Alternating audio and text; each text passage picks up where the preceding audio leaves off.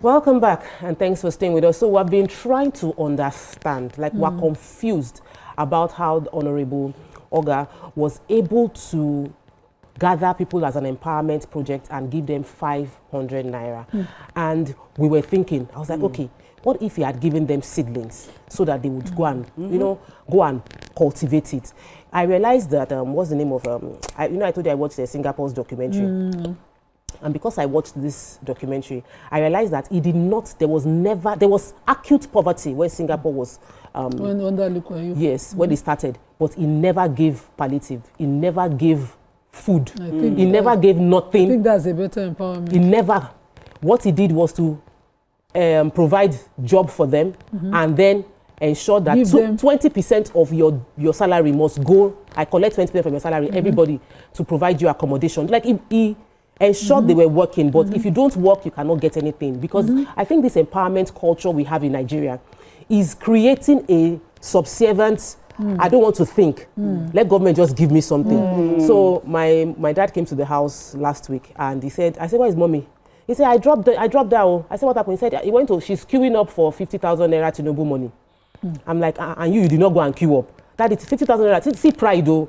See, Daddy, you're proud. 50,000 naira is not small money, you should queue up. Only for my mom to come back and say that after 1 hour standing on the queue, because it's for old people, and you're standing. After 1 hour standing, she was like, this 50,000 naira is not worth the body pain I will feel after. We need our politicians might have good ideas, but we need to treat human beings with dignity. We need to be kind to ourselves. If you want to give me palliative, don't make me stand under the sun for 3 hours. Don't let me sing plenty campaign song. Let me not sing praises because you want to give me rice. Like, give me, if you want to give me something, give me with dignity. Give me with a way I will still have pride in myself that this is a temporary season where I'm just collecting food. Later, I'll be able to give this out. We need to start changing our process of empowerment. I remember us discussing in the show where somebody gave wheelbarrow. Yes, there was and there was one that gave and I said, this is not empowerment. But when we've seen how low has gone below low, it feels like that is a big empowerment to give wheelbarrow, because at least they will have something to work with. Around and they are earning money from cash. I honestly feel that this speaks to a bigger problem in politics and governance. You know, it's so obvious to us now that people who say that they took on the mantle or they obeyed the call to serve, it's mostly about theatrics and showmanship. So they want to create this illusion. They want to paint this picture of, oh, you know, I'm all for the good of the people. But behind the scenes, when it comes down to it, we can see that there are two things. It's either you're clueless or you really are there for the wrongest reasons.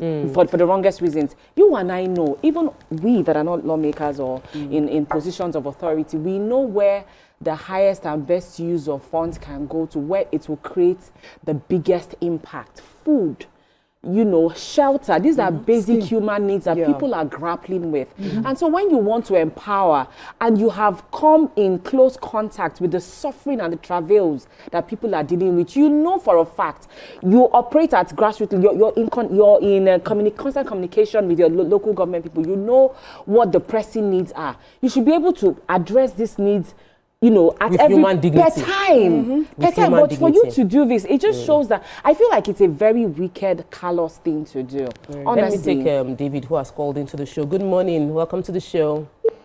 Oh, we lost it. So sorry, we lost the call. Okay, so I think we're not showing good example. Most of the governors are not doing anything. So I'm very sure that's why some governors are not doing much.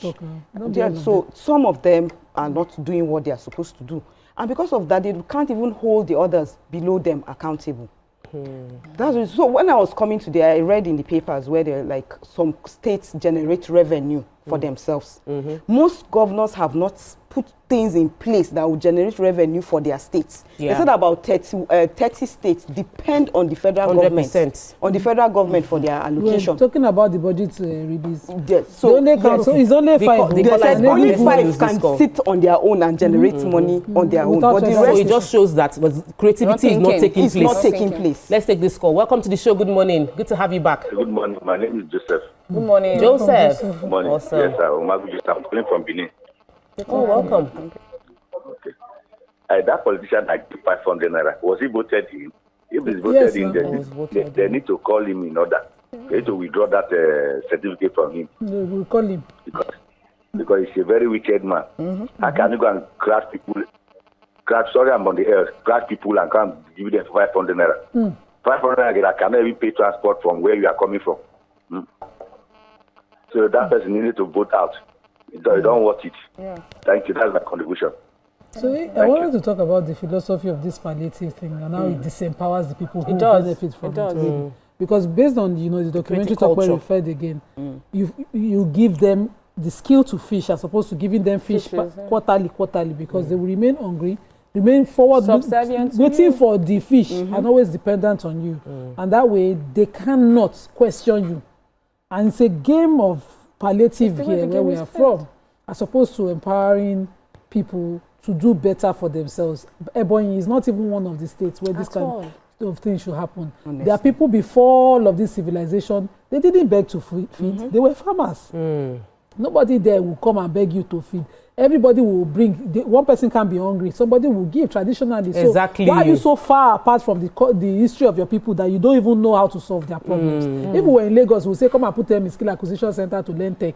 If you don't want to teach them tech in Ebonyi, the land's there, don't waste it. Give them what to use. Give them what to use with it. Give them credit to start businesses. Ebonyi is not far from, where's it called, Aba, where they do so many Nigerian made things. This thing is happening. Give them something. And it's just a bit of research. It's about thinking. A little bit, but a lot of... Okay, go on. Let me take this call, because it's the same person that called before that we did not speak then. Welcome to the show again. Sorry for keeping you waiting.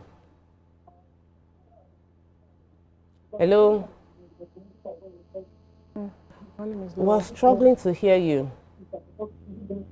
Oh. We can't hear you, so sorry. You were talking about creativity and research. What I feel has happened to a lot of our politicians is that they say give them what they want. Don't give them what you think they need. They don't want that. They don't want 500 So they would, but they want money. I am of the opinion that you cannot give people what they want. You give them what you believe they need. People might be so hungry that they would be grateful for 500 right now, naira. Yes. But you are not hungry. Long term. Honorable Oga has MSc. You didn't just graduate. You graduated. You went to do MSc. You've done school for the MSc. Let's now say you have enough intelligence that you're able to convince your people that you represent them, and you now want to support them and empower them, even if they are so poor that 500 naira is a big deal for them. You will look at them and give them a sense of self-esteem higher than 500 naira. If I might be willing to crawl on the floor for 500 naira, and the person that want to give you say, don't crawl on the floor, stand up. You are more than this. You are more than this. You will give the person sense of dignity. No, don't queue up for 500. You are more than this. That's what we're meant to do, because the biggest battle is in the mind. And if we can free Nigerians mentally to be able to create solutions and build wealth, the government would have more than enough from taxing human beings, rather than trying to struggle from petrol and from crude oil to be using to pay FAC. And we have so many state governors who are not thinking, like you said, because they are not generating income from their country, from their states. I think we have. Yeah. Honestly. So it makes you wonder. Final words. It really makes you wonder if this is intentional. This constant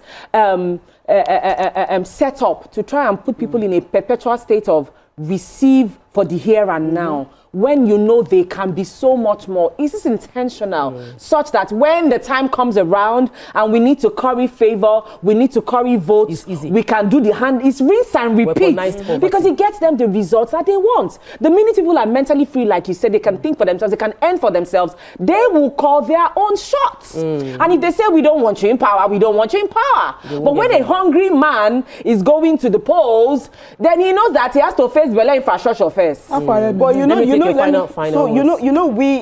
the people in those kind of areas, like in the rural areas, we don't know better. We don't know better. So there has to be a mindset. Yes, a mindset shift that they need to understand that these people are responsible to provide certain things, wherever for them, to know that they have to be comfortable, because they have been given money to do those things for them. So they are supposed to ask them, ask what are the things that you know, ask them. They will give them, they've given them manifesto, they've told them what they're going to do for them. So they should ask them, why haven't you done this? You say you're going to do borehole. Where is the borehole? You say you're going to do this. I'm even tired of the borehole. You know, Honorable Oga, you can questions. do better. You have been called out. I would love a response from you on why you gave 500 naira, how demeaning and dehumanizing it is. And I would love an explanation. Why you capture her for video? What was an explanation from you as well? What That's was what we can take on the show, on this segment of the show. We'll take a break. We still have a very packed, interesting show for you. So stay with us. We'll be right back. Stay tuned. Your View will be right back.